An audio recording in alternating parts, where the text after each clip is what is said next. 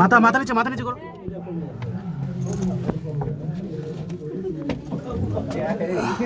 মাথা মাথা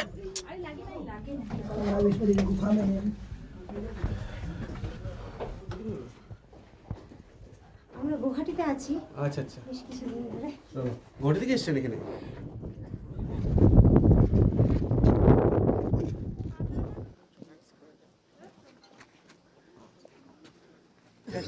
টাকাও দি।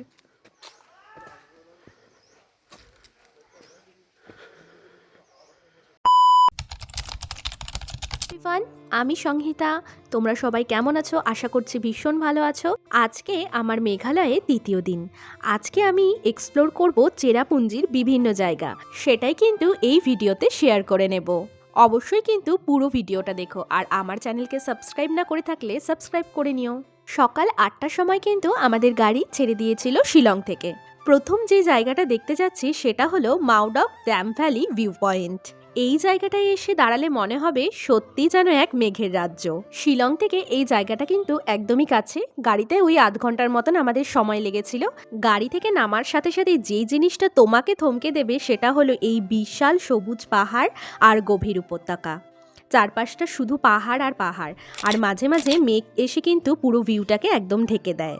আর এখানকার আবহাওয়া তো একদমই আনপ্রেডিক্টেবল, কখনো রোদ কখনো মেঘ, যে কোনো টাইমে আবার বৃষ্টিও নেমে যায়।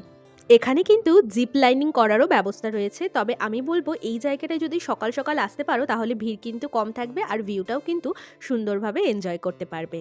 এরপর আমরা যাচ্ছি আমাদের নেক্সট প্লেস নহকালিকাই ওয়াটারফলস। এই ওয়াটারফলসটা কিন্তু বেশ বিখ্যাত। সত্যি বলতে এখানে দাঁড়িয়ে এই ওয়াটারফলের ভিউটা দেখে আমি জাস্ট অবাক হয়ে গেছিলাম। ওই বিশাল ক্লিফের মাথা থেকে একদম সোজা নিচে জল পড়ছে, প্রায় 1115 ফুট নিচে। এই ওয়াটারফল কিন্তু ভারতের সবচেয়ে উঁচু প্লাঙ্ক ওয়াটারফল। আমার কাছে সবচেয়ে অবাক করা জিনিস হলো নিচে যে পুলটা আছে, এই জলের রংটা একদম টারকয়েড ব্লু। জলের রংটা দেখেই আমার মন ভরে গেছে। আমি কিন্তু এই রকম ওয়াটারফল ফার্স্ট টাইম দেখলাম।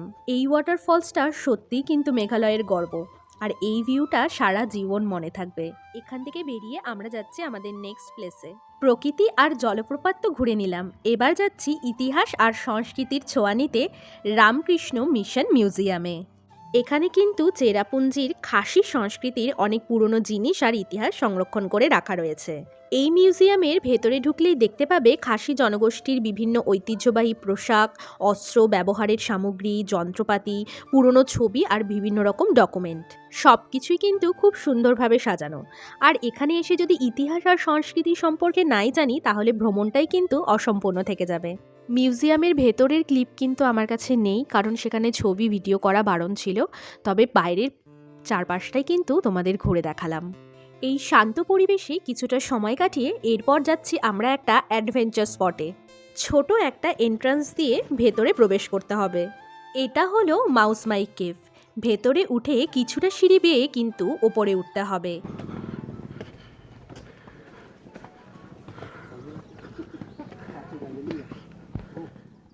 এরপর ছোট একটা এন্ট্রান্স এলেই এটা দিয়ে কিন্তু ভেতরে প্রবেশ করতে হবে।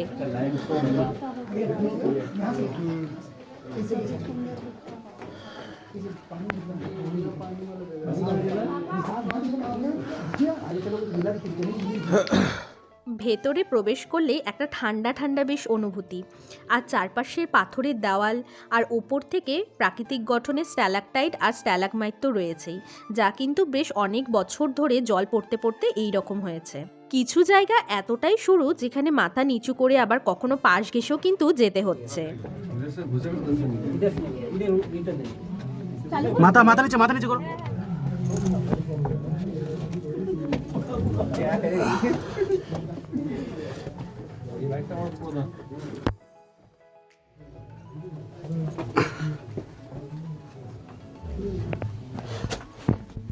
স্লিপারে আছে, ধরে মাথা না হবে দাদা একদম।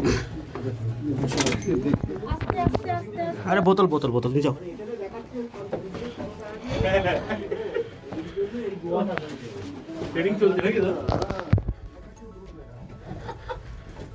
মাথা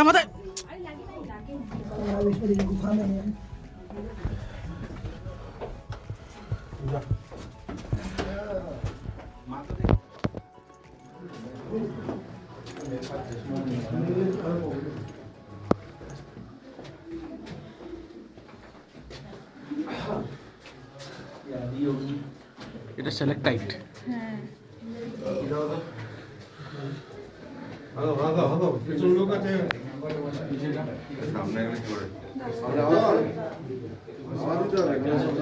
ভিড় আছে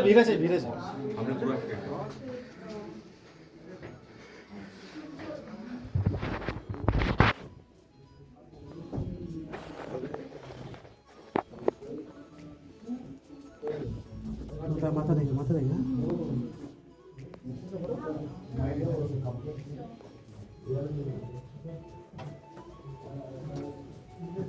এটা কিন্তু একদম নিচু আছে। কোনটা? চলো তুমি চলো। पेड़ का जो डंडा है रूट वाला হ্যাঁ তবে পুরো গুহার ভেতরটা কিন্তু অন্ধকার নয়, কিছুটা লাইটিংও করা রয়েছে। গুহার ভেতরে হালকা আলো ছায়ার মধ্যে হাঁটার মজাই কিন্তু বেশ অ্যাডভেঞ্চারাস। এই জায়গাটা একটু ক্লস্ট্রোফোবিক হলেও বেশ ইউনিক। এই গুহার ভেতরটা কিন্তু ভালোই স্লিপারি রয়েছে, তাই অবশ্যই কিন্তু ভালো একটা গ্রিপ জুতো পরতে হবে। কিছু সময়ের মধ্যেই আমরা কিন্তু গুহার শেষে একদম পৌঁছে গেছি। কিছু সময় এখানে রেস্ট নিয়ে এরপর আমরা চলে যাই আমাদের নেক্সট প্লেস মাউন্ট রকে। এই জায়গাটা সম্পর্কে একটু কম লোকই জানে, তবে ভিউ কিন্তু একদম নেক্সট লেভেলের।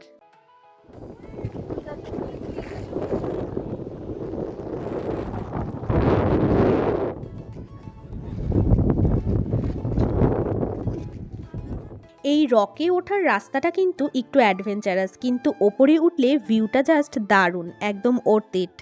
উপরে পৌঁছানোর পর এই যে ভিউ, সবুজ পাহাড়, দূরে মেঘের চলাচল আর নিচে গভীর ভ্যালি, একদম কিন্তু সিনেমেটিক ভাইবস দিচ্ছে আমাকে। সূর্যাস্তের সময় এই জায়গাটায় যখন সূর্যের আলো পড়ে তখন আরও কিন্তু দারুণ লাগে দেখতে। এই জায়গাটা কিন্তু একদম র আর ন্যাচারাল। তবে আমরা কিন্তু রকে উঠতে পারিনি, রকে ওঠার রাস্তাটা কিন্তু বন্ধ ছিল। এখান থেকে বেরিয়ে এখন আমরা যাচ্ছি থাংকারাং পার্কে। চেরাপুঞ্জির প্রায় বেশ জায়গায় কিন্তু নামগুলো বেশ খটোমটো। পার্কের ভেতরে প্রবেশ করে কিছুটা পথ হাঁটলেই সামনেই কিন্তু রয়েছে একটা ফাউন্টেন। এই পার্কের পরিবেশটা যেমন শান্ত, ভিউটাও কিন্তু দারুণ। এই পার্কের পেছনেই রয়েছে বিশাল ভ্যালি আর দূরে সমতল ভূমি, আর ওই সমতল ভূমিটাই কিন্তু বাংলাদেশের বর্ডার সাইড। পার্কটার যেমন পরিষ্কার পরিচ্ছন্ন, তেমনই রয়েছে বিভিন্ন ধরনের গাছ আর ফুল। দেখে কিন্তু মনটা জাস্ট ভরে গেল।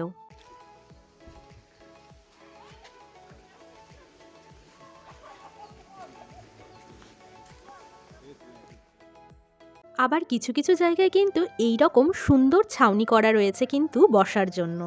টাকাও দি।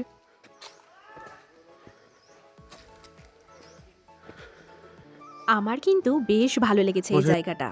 এখান থেকে বেরিয়ে এরপর আমরা যাচ্ছি চেরাপুঞ্জির ফেমাস জায়গা 7 সিস্টার ফলসে। চেরাপুঞ্জির এটা কিন্তু সবচেয়ে একটা আইকনিক ওয়াটারফল, যেটাকে অনেকে আবার মিসিং ফলও কিন্তু বলে। সামনে যে বিশাল ক্লিফটা দেখছো, এখান থেকে কিন্তু একসাথে 7টা ধারায় জল নিচে নেমে আসে, তাই এটাকে 7 সিস্টার ফলস বলা হয়। এখন যদি বর্ষা হতো তাহলে পুরো ভিউটাই কিন্তু একদম দারুণ হতো। তবে আমি যেই মরশুমে এসেছি সেই মরশুমে কিন্তু জল না থাকলেও ভ্যালির গভীরতা আর পাহাড়টা কিন্তু দারুণ দেখা যাচ্ছিল। সামনে দাঁড়িয়ে সত্যি বলছি, ক্যামেরা কিন্তু এর আসল সৌন্দর্য পুরোটা ধরতে পারবে না। এখানেই লাঞ্চ সেরে নিয়ে এরপর চলে যাই আমাদের শেষ জায়গা ইকো পার্কে।